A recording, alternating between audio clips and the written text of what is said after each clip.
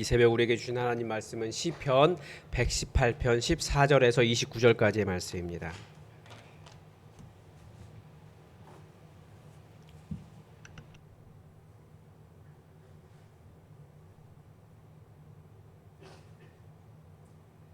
시편 118편 14절에서 29절까지 우리 하나님의 말씀을 다 함께 받들어 읽겠습니다. 여호와는 나의 능력과 찬송이시요 또 나의 구원이 되셨도다. 의인들의 장막에는 기쁜 소리 구원의 소리가 있으며 여호와의 오른손이 베푸시며 여호와의 오른손이 높이 들렸으며 여호와의 오른손이 권능을 베푸시도다. 내가 죽지 않고 살아서 여호와께서 하시는 일을 선포하리로다. 여호와께서 나를 심히 경책하셨어도 죽음에는 넘기지 아니하셨도다. 내게 의의 문을 열릴지어다. 내가 그리로 들어가서 여호와께 감사하리로다. 이는 여호와의 문이라 의인들이 그리로 들어가리로다. 주께서 내게 응답하시고 나의 구원이 되셨으니 내가 주께 감사하리이다. 건축자가 버린 돌이 집 모퉁이의 머릿돌이 되었나니 이는 여호와께서 행하신 것이요 우리 눈에 기이한 바로다. 이날은 여호와께서 정하신 것이라. 이날에 우리가 즐거워하고 기뻐하리로다. 여호와여 구하옵나니 이제 구원하소서.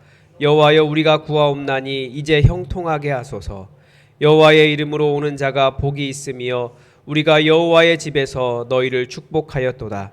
여호와는 하나님이시라. 그가 우리에게 빛을 비추셨으니 밧줄로 절기 제물을 제단불에 맬지어다.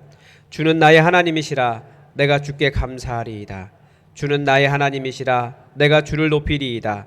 여호와께 감사하라. 그는 선하시며 그의 인자하심이 영원함이로다. 아멘.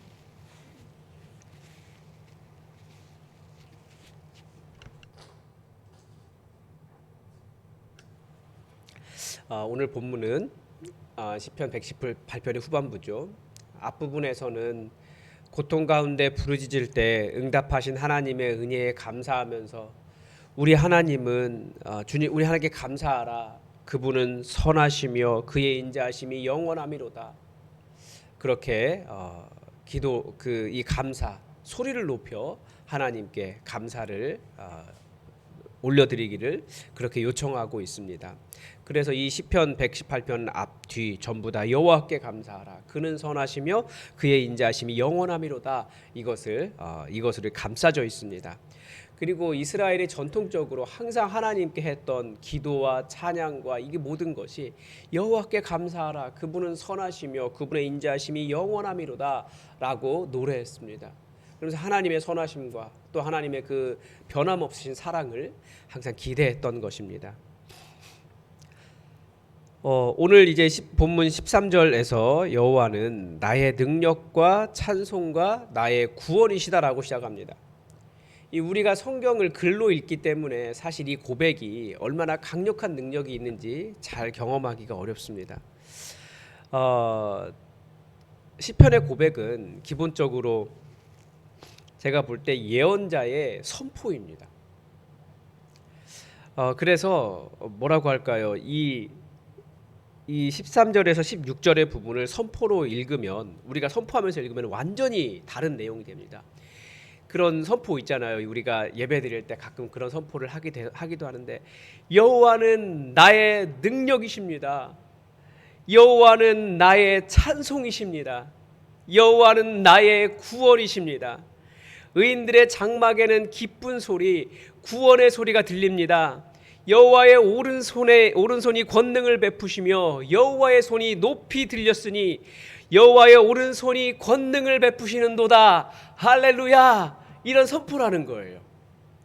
우리가 시편을 그런 예언자의 외침으로 읽으면 우리에게 다가오는 은혜가 훨씬 다릅니다.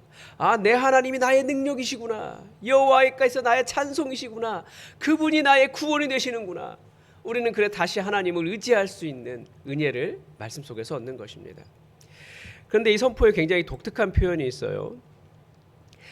이게 아무래도 이 시대가 제2성전 시대, 그러니까 포로에서 돌아와서 성전을 세우고 찬송을 부르던 때였기 때문에 대부분의 이런 할렐루야 찬송들이 다 성전에서 불리던 찬양들입니다. 그런데 이 의인들이 거주하는 곳을 의인의 장막이라고 표현하고 있어요. 의인들은 집에 거주하는 것이 아니라 장막에 거주한다라고 표현하고 있는 것입니다. 하나님의 구원을 바라며 하나님께 부르짖으며 하나님의 능력을 의지하는 의인들의 삶이 무엇인지 이 짤막한 한 구절에 표현하고 있는 것입니다. 의인들은 집이 아니라 장막에 거주한다는 거예요. 집이라고 하는 주거지는 이 안정된 곳입니다. 그러나 장막은 텐트예요. 임시인 거죠. 즉 의인들의 삶은 정착이 아니라 이동성에 있음을 가르쳐 주고 있습니다. 정착은 안전하지만 동시에 나의 안전을 위해서 탐욕을 길러내는 곳이기도 합니다. 역설적이죠. 신약 성경도 우리는 이 땅에 발을 딛고 살지만 이 땅에 속한 사람이 아니라고 가르쳐 줍니다. 이 땅에 속했다면 이 땅의 법칙에서 성공하기 위해서 우리는 아등바등하며 살아갈 것입니다. 그러나 우리가 아는 대로 이 땅의 법칙은 무엇입니까? 공중권세 잡은 자의 세상이에요. 세상 풍조가 우리를 계속 흔들어요. 하나님의 말씀이 아니라 다른 것이 더 옳다고 이야기해요. 무엇보다도 이 세상의 법칙은 악이 쉬지 않는 세상입니다. 계속해서 교회가 세워지고 우리는 선한 일을 찾아가고 나름대로 우리 나라 얼마나 사는 데서 착합니까? 그런데도 착한 사람들이 모였는데도 때로는 그 착함이 악으로 드러날 때가 있어요. 이 세상은 절대 악이 멈추지 않아요. 그래서 이 세상에서 승리하려고 하다가 때로는 이기적이고 비열하게 살아갈 때가 많이 있습니다.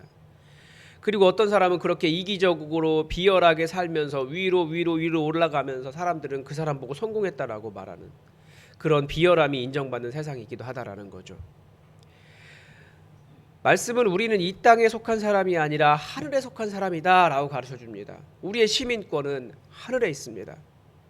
우리는 거류민으로서 하나님 나라라고 하는 본향을 향해 살아가는 사람들입니다. 그래서 이 땅을 살아가지만 우리는 하늘의 법칙을 따라 살아가는 사람들이에요. 그 하늘의 법칙을 따라 살아가는 사람들, 우리들은 하나님의 선하심과 인자하심을 우리의 눈으로 직접 보기가 굉장히 어려운 세상을 살아가면서도 여전히 하나님의 선하심과 인자하심이 우리 삶과 이 땅 가운데 이루어지기를 기대하며 그 일이 이루어진다고 선포하며 그렇게 살아가는 사람들이라는 것입니다. 하나님께 속해 있기 때문에. 그래서 우리가 살아가는 방식은 다릅니다. 세상을 바라보는 방식도 다릅니다. 손해가 나도 장막에 거한 사람이기 때문에 하나님의 말씀을 삶에 써가기 위해서 우리는 애쓰는 사람들이라는 거예요. 완전히 사는 방법, 바라보는 방법 다르다는 거예요. 그런 일이 내 힘을 통해서 되는 것이 아니라 하나님의 힘을 통해서 이루어지는 것을 우리는 기대하기 때문에 여호와 하나님께 기도하며 여호와의 오른손에 권능이 있다. 주의 오른손, 보통 이제 오른손 하면 손이라고 하는 표현은 능력과 관련이 있거든요. 우리 하나님께서 이 세상에 하나님의 권능을 드러내신다. 우리는 그것을 믿는 사람들이고 항상 답답한 일을 경험하지만 계속 하나님의 권능을 기대하는 사람들이 바로 우리들입니다. 하나님의 권능이 보이지 않을 때도 우리는 하나님을 신뢰해요. 사람들은 계속해서 하나님 어디 계시냐 물어보지만 우리가 말할 것은 아닙니다. 거기에 우리 하나님 계십니다. 거기에 선포하는 거죠. 우리 하나님 선하시며 인자하심이 영원함이로다. 하나님의 선하심이 드러나기를. 여호와는 나의 능력과 찬송이시다. 여호와는 나의 구원이시다. 다시 그분께 기도하며 하나님의 권능이 드러나기를. 이 땅을 하나님의 역사 속에 살아가기를 원하는 사람들이 바로 우리들의 기도와 우리의 선포라는 거죠. 그러면 우리가 이 하나님께서 나의 능력과 찬송과 구원이 되셨도다를 어떻게 선포할 수 있을까 생각해 보면 그 방법이 17절에 나옵니다. 내가 죽지 않고 살아서 여호와께서 하시는 일을 선포하리로다. 하나님의 능력과 찬송과 구원은 살아냄으로 선포가 됩니다. 하나님께서 사용하신 방법이 그렇습니다. 하나님께서 유일하심을 증명한 방법이 포로로 끌려갔던 이스라엘 자손을 다시 원래의 본토로 돌아오게 하시는 일이었습니다. 누구도 그렇게 포로로 끌려갔다가 다시 돌아와 나라를 재건한 나라가 하나도 없습니다. 사람들은 이 맨 처음에 이스라엘이 그 땅에서 쫓겨났을 때 그들이 완전히 망했고 그들의 신인 여호와도 완전히 사라졌다라고 생각했습니다. 바벨론이 승리했다고 생각했어요. 그런데 다시 그들이 돌아와 이스라엘이라고 하는 나라를 재건할 때 사람들이 이해한 것을 보면, 야, 저 나라의 하나님 여호와는 진짜 살아있는 하나님이구나 고백하게 되었다는 것입니다. 하나님께서 다시 세워진 그 이스라엘을 통해서 여호와의 이름이 세계 열방 가운데 높이 들리도록 하신 것이, 그게 바로 내가 죽지 않고 살아서 여호와께서 하시는 일을 선포하리로다와 연결된 것입니다.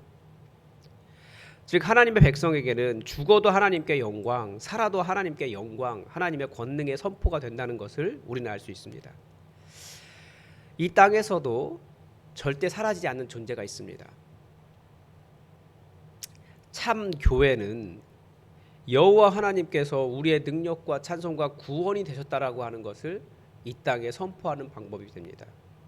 그래서 우리가 정말 잘해야 돼요. 교회가 정말 잘해야 돼요. 이 땅과는 다른 종류의 삶을 살아야 하고 우리의 존재가 여호와 하나님의 살아계심을 선포하는 일이기 때문에 우리는 정말 잘해야 합니다. 우리가 어떻게 하는 것이 잘하는 것일까요?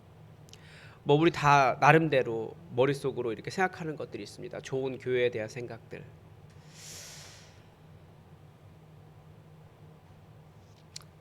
그러나 우리 교회만이 이 땅에 보여줄 수 있는 것이 있습니다.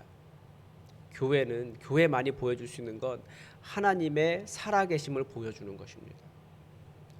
정말 기도함으로 하나님의 역사가 정말 강력하게 역사하고 있어서 하나님께서 저 교회 가면 하나님 살아계신다 만날 수 있는 그 일이 바로 진짜 교회라는 거예요.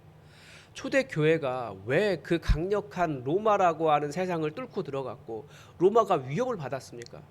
그들이 모여서 기도할 때 정말 성령님께서 강력하게 그들에게 역사해 주셨고 저기 하나님 살아계시는구나 사람들이 알았기 때문에 그렇습니다.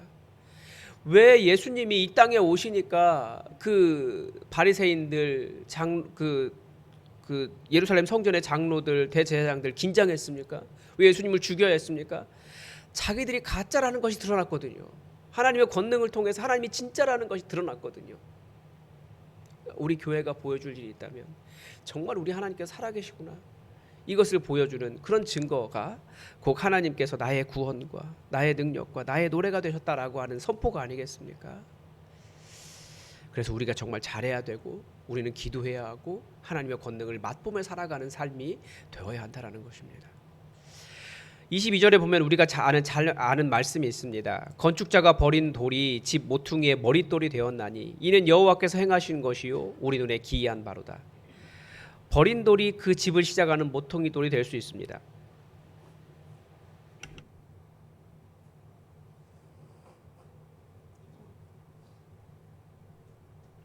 계속 이렇게 콧물이 나오네요. 하나님은 예수 그리스도의 죽음을 통해서 진정한 생명이 살아있다라는 것을 보여주셨고 진정한 생명을 시작하셨습니다. 죽음이 생명의 시작이에요. 버려진 돌이 하나님의 기적의 증거가 될 수 있습니다. 그래서 하나님 안에서는 절망이 없는 거예요. 그리스도인에게는 항상 절망의 그 그늘이 사망의 그늘이 어떠한 힘을 발휘할 수 없습니다. 빛이신 하나님이 계시니까 우리의 슬픔도 우리의 실패도 우리의 좌절도 우리의 안타까움도 하나님은 모든 것을 바꾸셔서 그 현장이 모퉁이대로 되는 하나님의 놀라운 기적으로 변화시키실 수 있습니다. 우리 많이 울죠. 살아오면서 실패하고 때로는 안타까움 때문에 많이 힘들어할 수 있죠. 그런데 우리는 기도하면서 하나님을 기대하면서 지금 이 아픔이 하나님의 기적의 시작이 되게 해달라고 우리는 기대하며 기도하는 사람들입니다. 우리 예수님께서 이 혼란스러운 세상에 오셨습니다. 여전히 이 땅에 하나님이 필요하다라는 것을 우리는 매일매일 경험합니다. 그러나 우리가 그런 절망과 어두움과 혼란을 바라볼 때마다 하나님께서 그곳에 하나님의 빛을 뿌려주시고 우리의 절망과 사망의 그늘에 진정한 생명의 역사의 단초가 되기를 우리 기도했으면 좋겠습니다. 이제 2024년을 마무리합니다. 항상 기쁘고 감사하고 행복한 일만 가득했으면 좋겠지만 여러 가지 어려운 일들이 많이 있는 것이 우리가 경험하고 있는 현실입니다. 그래도 우리가 할 일은 이런 상황조차도 모퉁이 돌이 되어서 하나님의 놀라운 생명의 역사가 시작되기를 우리는 기도해야 할 것입니다. 우리가 그 일을 위해 계속해서 하나님을 기대하고 하나님께서 나의 능력과 나의 찬송과 나의 구원이 되셨으니 하나님 다시 한번 우리 삶에 하나님의 능력과 찬송, 하나님의 노래, 나의 구원의 역사 내 삶에 일으켜달라고, 이 나라에 일으켜달라고, 우리 교회에 일으켜달라고, 이 온 세계에 하나님의 역사를 시작해달라고 우리 기도했으면 좋겠습니다. 오늘도 하나님의 뜻이 우리에게 이루어지기를 주기도문으로 기도하겠습니다. 하늘에 계신 우리 아버지, 아버지의 이름을 거룩하게 하시며 아버지의 나라가 오게 하시며 아버지의 뜻이 하늘에서와 같이 땅에서도 이루어지게 하소서. 오늘 우리에게 일용할 양식을 주시고 우리가 우리에게 잘못한 사람을 용서하여 준 것 같이 우리 죄를 용서하여 주시고 우리를 시험에 빠지지 않게 하시고 악에서 구하소서. 나라와 권능과 영광이 영원히 아버지의 것입니다. 아멘. 우리 2024년 마무리 잘 할 수 있도록 기도해 주시고 이 땅의 혼란이 사라지도록 기도했으면 좋겠습니다. 그리고 오늘 송구영신 예배 있는데 우리가 2024년을 마무리하고 희망찬 새해를 바라보는 그런 은혜로운 예배 될 수 있도록 여러분 기도해 주시기 바랍니다. 그리고 여러분의 2024년이 그리고 2025년이 오직 하나님의 권능 가운데 있도록 우리가 기도했으면 좋겠습니다. 우리 다 함께 기도하겠습니다.